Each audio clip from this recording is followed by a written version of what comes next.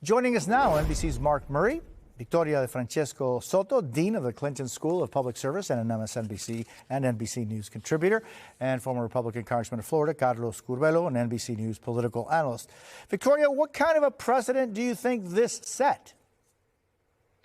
We're in unprecedented times politically, Jose, so it's tough to answer that one clearly. But I will say that the political atmosphere sets the stage, right? As we saw in the latter part of the campaign where Donald Trump said he would go after folks he considered enemies, I think that sets the stage for why a President Biden made this decision.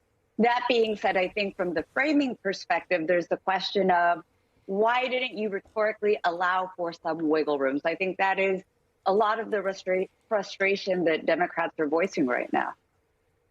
Yeah, I mean, Democratic Congressman Greg Stanton wrote, quote, "I respect President Biden, but I think he got this one wrong. This wasn't a politically motivated prosecution.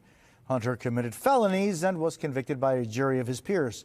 Carlos, what do you make of this pardon? And the fact is that for nearly, a year, the president was saying he was not going to do this. Jose, for those who care about the institutions of the United States, the perception of integrity, the trust which these institutions rely on, this is just devastating. I mean, Democrats said that they were different, that people should choose them over Donald Trump because, unlike Donald Trump, according to them, they did not use the institutions of government for their personal gain or benefit. This really, I think, erases any advantage that Democrats had on this issue. Obviously, it was not a decisive issue because Trump won anyway, but now this looks like a massive hypocrisy, and I think it's going to continue damaging the Democratic brand. Why? This isn't the first president to pardon a family member. It's certainly not the first president who has pardoned someone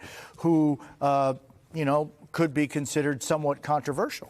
But the context matters here, Jose.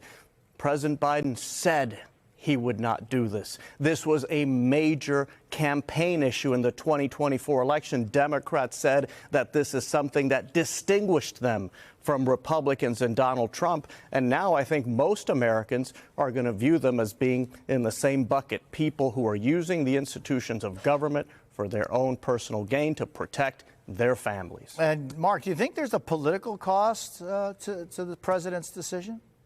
Yeah, Jose, we're going to actually have to see in the polls that come over the next month or two, and I'm sure we're going to get plenty of polls that are going to gauge the popularity or unpopularity of this particular action. I am kind of reminded after Bill Clinton's presidency, after he ended up having some controversial pardons of his own, he did take a hit in the polls that we ended up seeing, and it wasn't helpful for his party after they ended up losing the White House in that 2000 election, once they were in the wilderness to kind of deal with the repercussions of those controversial pardons. And so I think at the very least, we're seeing a Democratic Party that's now being put on the defensive and divided. And as Carlos was just saying, one of the debates that Democrats are going to have being out of power from the White House is, what does the Democratic Party stand for? We heard during the Biden years and even during the first Donald Trump term that the Democrats stood for the rule of law, stood for norms and institutions.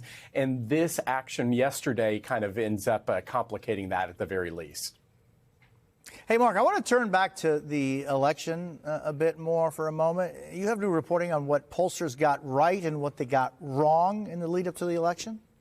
Yeah. So, Jose, almost all the ballots have now been counted. It took a while. And the conclusion is that the polls got more right than wrong. They weren't perfect. But when you look at the overall horse race, the final national polls, including NBC's, showed a race that was either tied or incredibly close. And that's what the election turned out to be. Now, the polls might have understated Donald Trump's support by a little bit and overstated Kamala Harris by a little bit.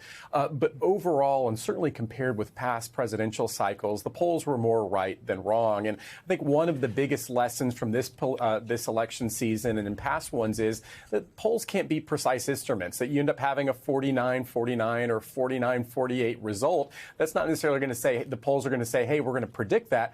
All it can tell us that the election is really close and uncertain, and that's what that election turned out to be. And Victoria, what should Democrats take away from these findings as they look to move forward after the loss? Well, first, let me underscore what Mark just said. Amen about the polling getting better and better.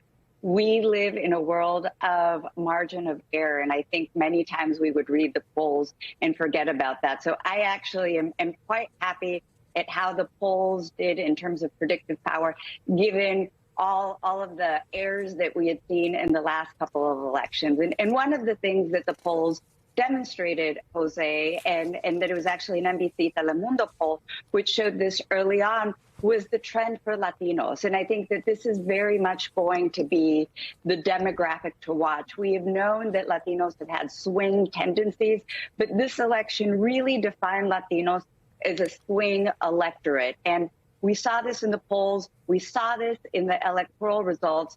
And I think it's going to be very interesting to see how Donald Trump engages with Latinos, especially that new electorate that he added on, that 20, 30 percentage points, to see how they stick with him or decide, you know what, never mind, I'm going to try something else.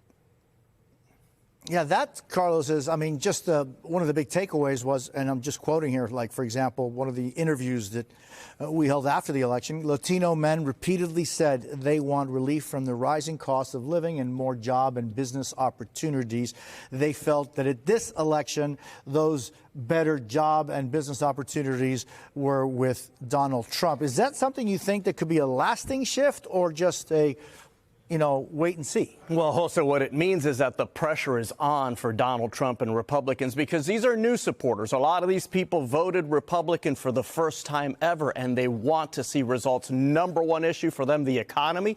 This is complicated for Donald Trump because some of his early proposals, like tariffs, mass deportations, they could actually lead to more inflation. So if Republicans want to solidify this Latino support, I think culturally they're in good position to do it. But economically, which is even more important, they really need to deliver for these voters. A lot of these Latino men especially, they want that upward mobility. They want to buy a home. They want to own a home as opposed to renting. They want to make more. So the pressure's on to deliver for this group, or they could easily swing back in the next election.